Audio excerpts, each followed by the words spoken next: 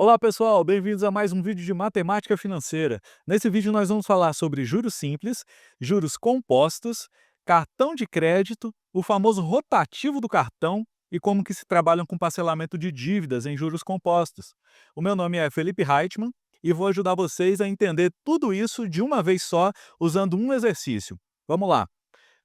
O exercício diz o seguinte: em março de 2025, Carlos entrou no crédito rotativo com uma dívida de R$ 9.758,50 em seu cartão, que foi bloqueado para o uso. Sem realizar pagamentos, a dívida acumula juros compostos de 14% ao mês. Carlos está numa encrenca aqui, hein? Com base nessas informações, analise as afirmativas abaixo e marque quais são verdadeiras. Vamos ver aqui o que falam sobre o nosso amigo Carlos. Na letra A, diz no início de abril de 2025, após um mês, o saldo devedor de Carlos será maior do que R$ 11.124. Então vamos ter que ver quanto que vai ser esse saldo devedor e comparar com esse valor. Após 6 meses sem fazer nenhum pagamento, a dívida de Carlos terá mais do que dobrado de tamanho. Então vamos ter que calcular qual que é a dívida do Carlos depois de 6 meses para ver se ela dobrou ou não de tamanho.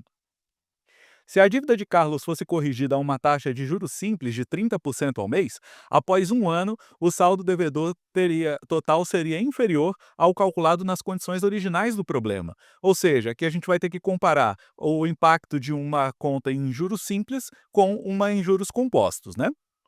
Os juros após um ano serão o dobro do que após 6 meses. Então aqui a gente vai ter que comparar os juros de um ano e os juros de 6 meses para ver se um é o dobro do outro ou não. E por último, a letra E diz o seguinte: realizando exatamente 3 pagamentos mensais de R$ 4.200, com o primeiro pagamento ocorrendo um mês após contrair a dívida, Carlos liquidaria completamente o seu saldo devedor. Então, será que pagando 4.200 por 3 meses, ele consegue sanar essa dívida, que inicialmente era de 9 mil e pouquinho, né? Vamos dar uma olhada. Vamos começar pela letra A.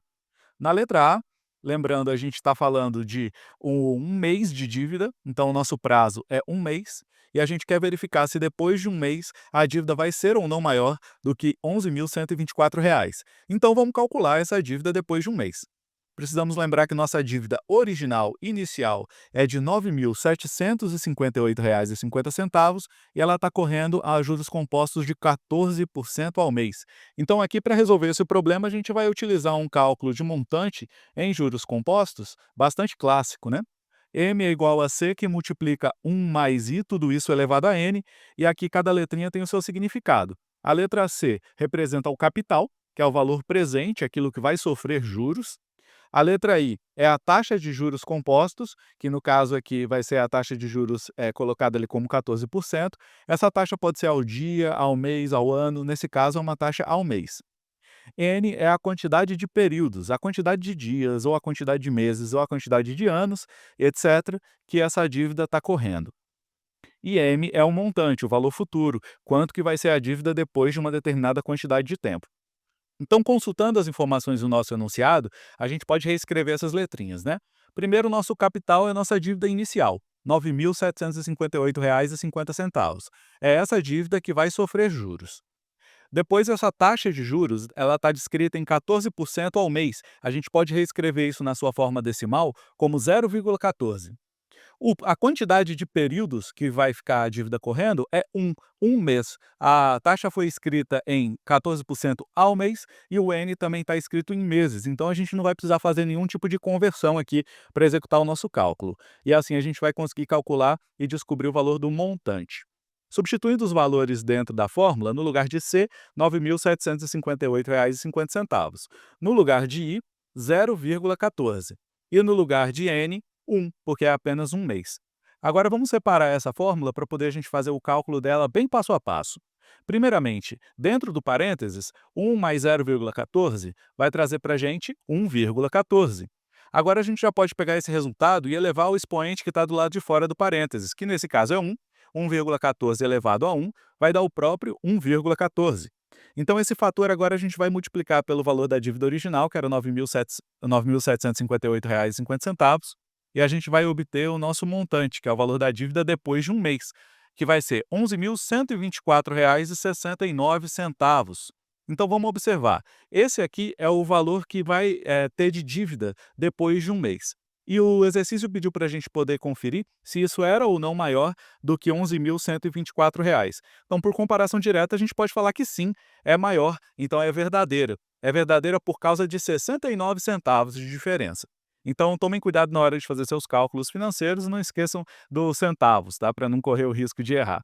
Então, agora a gente tem a letra A como verdadeira, vamos partir para a letra B. A letra B diz o seguinte: após 6 meses sem fazer nenhum pagamento, a dívida de Carlos terá mais do que dobrado de tamanho. Então vamos dar uma olhada, para isso a gente precisa saber qual que é o valor da dívida de Carlos depois de 6 meses, né? A gente precisa fazer esse cálculo para ver se dobrou ou não de tamanho. Lembrando, o valor inicial da dívida de Carlos é de R$ 9.758,50 e ela corre a juros compostos de 14% ao mês. Vamos fazer outro cálculo de montante em juros compostos, utilizando a mesma fórmula, o mesmo capital, R$ 9.758,50, a mesma taxa de 14%, ou 0,14, mas o nosso prazo vai mudar, porque agora a gente vai fazer o cálculo em 6 meses. E o montante que a gente vai encontrar vai ser certamente diferente. Então vamos lá jogar esses valores dentro da fórmula, no lugar de C, R$ 9.758,50, no lugar de I, 0,14 e no lugar de N, 6, porque são 6 meses que a gente quer analisar. Vamos separar isso aqui para a gente poder fazer os nossos cálculos com calma. Primeiramente, dentro do parênteses, 1 mais 0,14 vai trazer para a gente 1,14. Esse 1,14 agora pode ser elevado a 6, que vai trazer para a gente um fator de 2,194972623936, que é um fator que vai multiplicar a nossa dívida original de R$ 9.758,50.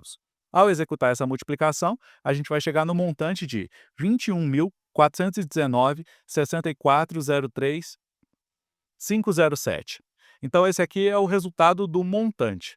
Vamos fazer a anotação aqui do que a gente tem para poder analisar essa afirmativa. Ela quer verificar se depois de 6 meses a dívida de Carlos vai ter ou não dobrado de tamanho. Então vamos lembrar que a dívida original do Carlos era R$ 9.758,50. O que é o dobro dessa dívida? É duas vezes esse valor. Duas vezes R$ 9.758,50 vai dar R$ 19.517. Agora a gente vai comparar isso com o montante que a gente encontrou da dívida após 6 meses, com 14% de juros compostos ao mês, que é de R$ 21.419,64. Então, observe que nesse caso ela não é, simplesmente igual, ela é maior e muito maior do que o dobro da dívida. Então, se a afirmativa está perguntando se após 6 meses sem fazer nenhum pagamento a dívida de Carlos terá mais do que o dobro do tamanho, ela está falando uma verdade.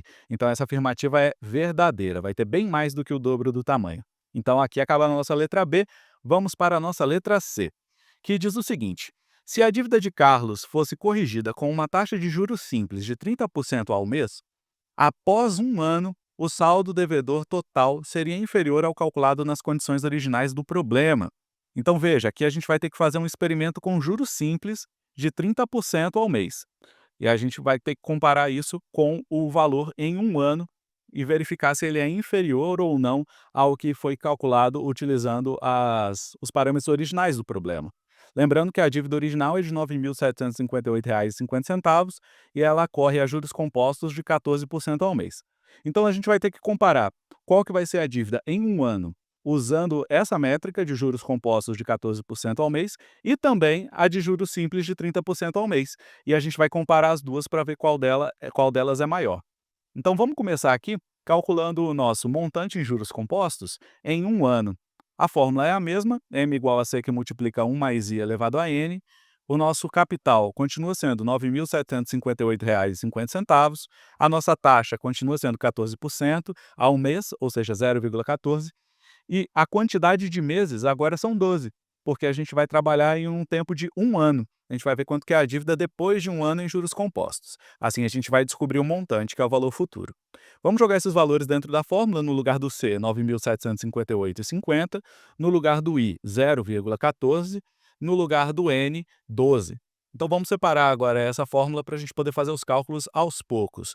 1 mais 0,14 vai trazer para a gente, dentro do parênteses, 1,14. Agora, esse 1,14 pode ser elevado ao expoente 12, que está do lado de fora do parênteses, e vai produzir um fator de 4,81790481982. Esse fator vai multiplicar a dívida original de R$ 9.758,50, produzindo assim um montante de R$ 47.015,5241842. Então aqui a gente vai poder anotar esses valores para poder fazer a nossa comparação, tá? Primeiro vamos fazer uma coluna aqui com a modalidade, já que a gente vai ter o fator em juros compostos e o valor em juros simples. Em juros compostos, com o capital inicial, a nossa dívida inicial sendo R$ 9.758,50, correndo uma taxa de juros de 14% ao mês em juros compostos, a gente correndo isso por um ano, ou seja, 12 meses, chegou num montante de R$ 47.015,52, fazendo ali os truncamentos. Agora a gente já sabe as informações sobre os juros compostos em um ano, vamos fazer os cálculos em juros simples em um ano.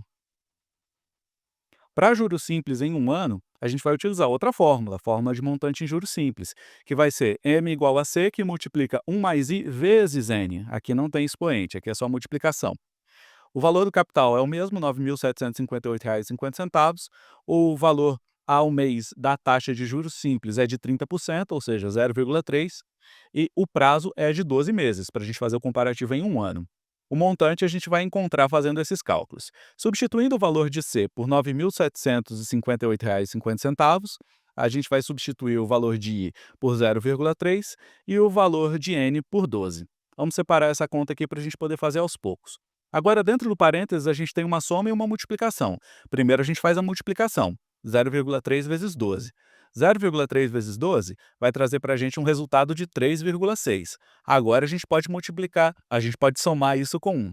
Então, 1 mais 3,6 vai trazer para a gente um fator de 4,6. Então, 4,6 vai ser quem a gente vai multiplicar pelo valor original da dívida de R$ 9.758,50. Isso vai dar para a gente um resultado no montante de R$ 44.889,1. Então agora a gente vai poder anotar esse valor para poder comparar com os resultados lá dos juros compostos, né? Retomando a nossa tabelinha, agora na modalidade de juros simples, com o capital inicial igual, né, R$ 9.758,50, uma taxa de juros simples de 30% ao mês, então aí pelo menos no valor numérico ela é maior do que o dobro da taxa em juros compostos, né, mas aqui a gente vai ver a diferença dos juros simples para os juros compostos dentro de um mesmo prazo. Em um ano, 12 meses, o montante é R$ 44.889,10. Então vamos verificar aqui que a afirmativa dizia que se a dívida de Carlos fosse corrigida a uma taxa de juros simples de 30% ao mês, após um ano o saldo devedor seria inferior do que o calculado nas condições originais do problema. Ou seja, é uma verdade. Porque mesmo que a gente aumentasse a taxa de juros para 30%, mas se fossem juros simples, a gente ia estar com uma dívida só de R$ 44.889,10, que é menor do que os R$ 47.015,52 dos juros compostos de 14% ao mês. Então aqui é que a gente vê o impacto dos juros compostos na progressão de uma dívida, né? Então vamos para a letra D agora. Ela diz: os juros após um ano serão o dobro do que após 6 meses. Ó, veja só, eu acho que a gente já fez essas contas, hein?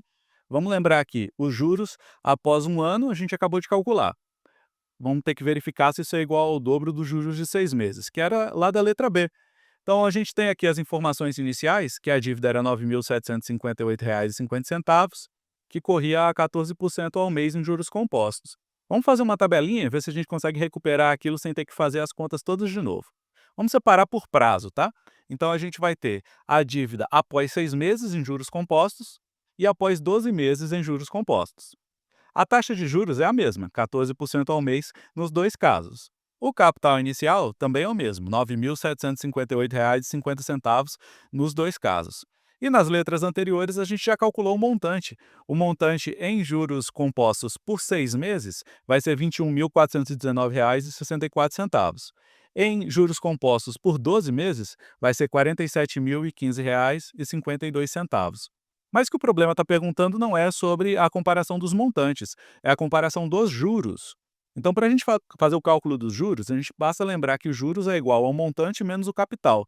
Ou seja, os juros é o valor futuro menos o valor presente. A diferença entre esses dois é os juros. Então, vamos fazer o cálculo aqui na letra para o cálculo de 6 meses. 21.419,64 menos o capital, que era R$ 9.758,50. Agora vamos ver para 12 meses, R$ 47.015,52 menos R$ 9.758,50 do capital. Fazendo os cálculos, a gente vai ter de juros totais na dívida em 6 meses, R$ 11.661,14. Já em 12 meses, a gente vai ter R$ 37.257,02. É muito fácil da gente verificar que é bem mais do que o dobro, né? A dívida, os juros totais após um ano são mais que o triplo dos juros após 6 meses, nesse caso. Então essa afirmativa ela não é verdadeira, porque lá a afirmativa dizia que vai ser o dobro. Ela não é o dobro, ela é mais que o triplo. Então essa afirmativa ela é falsa. Então vamos agora para a última, a letra E. A letra E diz o seguinte: realizando exatamente 3 pagamentos mensais de R$ 4.200, com o primeiro pagamento ocorrendo um mês após contrair a dívida, Carlos liquidaria completamente seu saldo devedor. Então, lembrando, são 3 pagamentos e esses pagamentos vão ser mensais e o valor de cada um dos pagamentos é R$ 4.200. O primeiro vai ser um mês após contrair a dívida, então vai ter pelo menos um mês de prazo no primeiro pagamento. E a gente vai ter que verificar o saldo final para poder verificar se ele vai ser, resolvido ou não. Então vamos lembrar o problema do Carlos, né, a dívida dele era de R$ 9.758,50, que corria a juros compostos de 14% ao mês. Para a gente poder fazer esse cálculo, o ideal, em vez da gente fazer a comparação mês a mês, a gente pode fazer o cálculo de quanto que seria, de fato, o valor do montante se a gente fizesse um parcelamento para o Carlos, de forma correta, né. Então, o parcelamento em juros compostos com parcelas iguais pode ser escrito como: o capital é igual a um montante que multiplica uma série de frações. 1 sobre 1 mais i elevado a n1, mais 1 sobre 1 mais i elevado a n2, mais 1 sobre 1 mais i elevado a n3, e assim a gente vai até 1 sobre 1 mais i elevado a nk, para qualquer quantidade k finita de meses, ou anos, ou períodos, que vão ser os nossos n. Então vamos destrinchar aqui essa fórmula, né? C é o valor do capital, que é o valor presente, no caso, o valor inicial da dívida. M é o montante, que é o valor futuro, é o valor que vai aparecer em cada uma das parcelas. Como as parcelas são todas iguais, o valor vai ser o mesmo, isso facilita bastante os nossos cálculos. O I vai ser a nossa taxa de juros compostos, e esses NKs vão ser os prazos de juros de cada uma das parcelas. Então vamos pegar ali dentro da informação do problema para a gente poder substituir esses valores. Primeiramente, a gente vai estar interessado em parcelamento em juros compostos com 3 parcelas iguais, então aquela soma de uma quantidade muito grande de frações vai ser reduzida para apenas 3 frações. E agora a gente vai verificar dentro do nosso enunciado, o nosso capital é o de sempre, é R$ 9.758,50, que é o valor inicial da dívida. O montante é o que a gente quer descobrir, o valor da taxa de juros é 14% ao mês, 0,14, e os NKs vão ser 3 valores diferentes, N1 para um mês, N2 para 2 meses, N3 para 3 meses. Isso porque, nesse caso, o problema informou que a gente quer fazer os pagamentos mensais, então os Ns vão ser mensais. Como a nossa taxa de juros também já é mensal, facilita e a gente não precisa fazer nenhuma conversão aqui, só jogar esses valores dentro da nossa fórmula.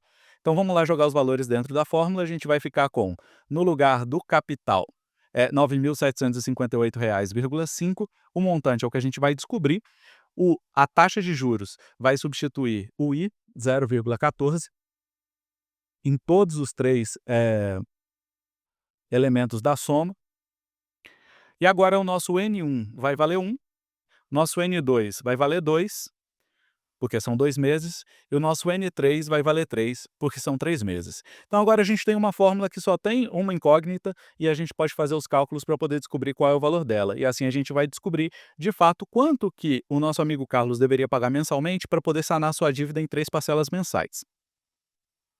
Então M vai ser o valor de cada parcela que a gente vai descobrir, e agora vamos começar a fazer as nossas contas. Primeiro, a gente tem dentro dessas frações vários parênteses no denominador, que somam 1 mais a taxa, 1 mais 0,14. A gente já fez essa conta várias vezes, 1 mais 0,14 vai dar 1,14 em todos os elementos.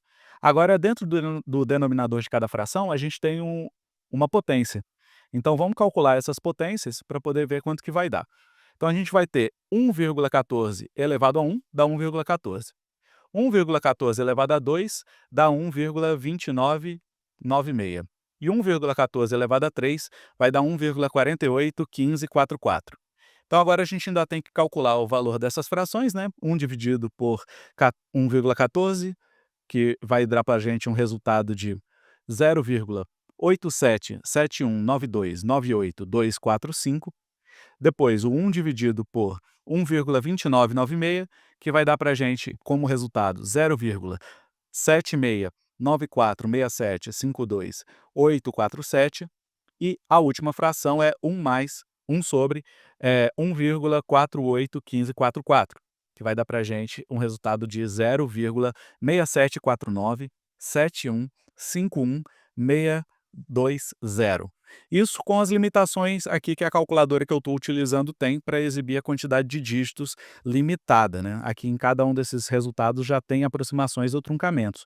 Então a gente vai perder um pouquinho de precisão, mas lembrando que a gente está buscando valores monetários que vão ter relevância com 2 dígitos depois da vírgula, então acho que vai ser bastante seguro utilizar 12 casas, como a gente está utilizando aqui. Então agora a gente vai somar todos esses valores para poder encontrar qual é o fator de correção para essa dívida. Então a soma de todos esses elementos vai dar para a gente 2,32163202,712. Agora a gente tem o nosso M, que é o valor de cada uma das parcelas, o valor do montante, está preso nessa multiplicação por esse fator. Então, se a gente reescrever isso de outra forma, a gente vai ficar com o nosso M sendo igual a o R$ 9.758,50 dividido por esse 2,321.632,027,12. Então agora basta a gente fazer o cálculo dessa divisão e a gente vai saber qual é o valor de cada uma das parcelas. Então o valor de cada uma das parcelas vai ter que ser R$ 4.203,29315154. Então com isso a gente pode simplificar o nosso cálculo para dizer que as parcelas vão ter que ser de, no mínimo, né, para poder alcançar o valor, R$ 4.203,29. Vamos guardar essa informação para a gente poder comparar com o enunciado que dizia na letra E, a afirmativa era, realizando exatamente 3 pagamentos mensais de 4.200, com o primeiro pagamento ocorrendo um mês após contrair a dívida, o Carlos liquidaria completamente o seu saldo devedor.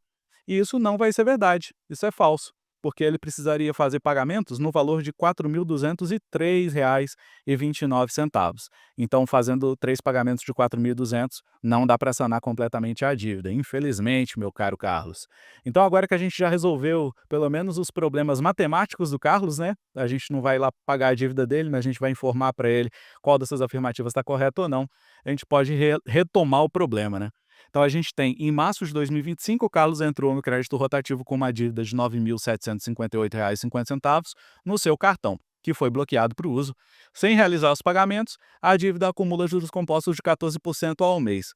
Então, com base nessas informações, a gente analisou as afirmativas para poder marcar quais são verdadeiras. Vamos relembrar aqui cada uma delas. A letra A dizia: no início de abril de 2025, após um mês, o saldo devedor de Carlos será maior do que R$ 11.124. Isso é verdade, ele era maior por causa de 69 centavos. Então, essa aqui é verdadeira. A letra B diz que após 6 meses sem fazer nenhum pagamento, a dívida de Carlos terá mais do que dobrado de tamanho. Isso também era verdade, deu bem mais do que o dobro do tamanho da dívida original após 6 meses em juros compostos.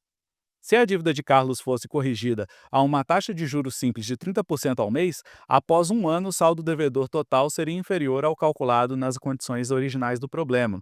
E essa também era verdadeira, porque mesmo dobrando a taxa, mais do que dobrando, né, indo de 14% para 30%, se ela se ficasse em juros simples, isso ia ter um impacto menor do que os juros compostos de 14%. Então aqui a gente viu um exemplo claro do impacto dos juros compostos numa progressão de dívida.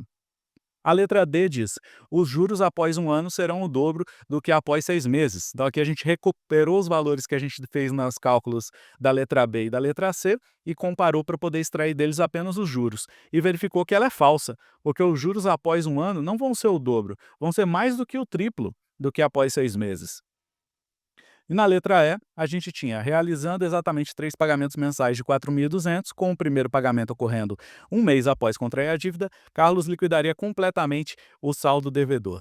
Então essa também era falsa, porque ficou faltando ali alguns reais e alguns centavos em cada uma das parcelas. Infelizmente, não resolveria o problema do nosso amigo Carlos. Então, esse foi um exercício que passeou sobre vários contextos e conceitos que estão relacionados a juros simples, juros compostos, parcelamento de dívida, muita coisa diferente, tá? Então, espero que tenha sido útil para você dar uma revisada em todos esses assuntos por meio de um exercício resolvido como esse. Eu sou o professor Felipe Reitman, fique à vontade para poder tirar dúvidas, mandar perguntas aí nos comentários, pode compartilhar com outras pessoas que tenham interesse em problemas como esse, porque no fim das contas todo mundo precisa entender um pouquinho sobre como que funcionam os juros, né, no mundo atual. Então um abraço para vocês, qualquer coisa, chamem aí nos comentários que eu vou dar uma olhada. Um abraço.